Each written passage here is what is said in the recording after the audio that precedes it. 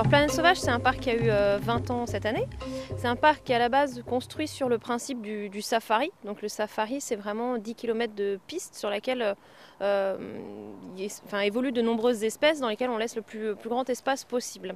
Et après, l'idée, c'est vraiment de mixer les espèces entre elles, d'avoir plusieurs espèces sur la même plaine qui de toute façon vivraient ensemble dans leur milieu naturel.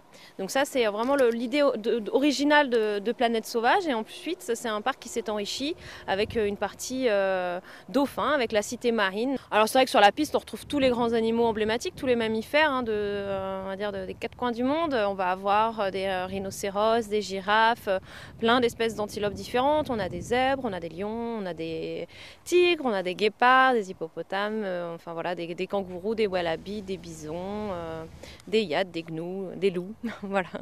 Je pourrais pas tous les citer, je risquerais d'en oublier, ils seraient vexés.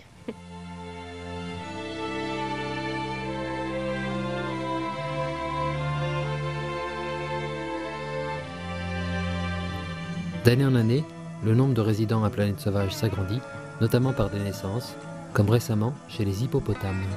Donc on a eu il y a 3 semaines une naissance d'hippopotame, donc un petit hippo qui est né dans la nuit du 6 au 7 septembre et pour lequel donc, on a lancé le concours qui a eu lieu jusqu'au 30 septembre pour le nommer. Donc on a fait appel à tous nos fans de Facebook pour lui trouver son petit nom. Donc il y avait Tiwi, Stickmou, parce que le père s'appelle Moustique, donc c'était en référence à son père, et Kembo, et c'est Stickmou qui a remporté le plus de suffrages. Stickmou aura donc un petit frère ou une petite sœur, puisque la famille vient encore de s'agrandir. Alors le bébé hippo, en fait ce qui est assez amusant, c'est que c'est vraiment tout petit. Ce qu'il faut savoir, c'est que les parents, alors Moustique le père donc a 23 ans, il pèse à peu près 3,5 tonnes.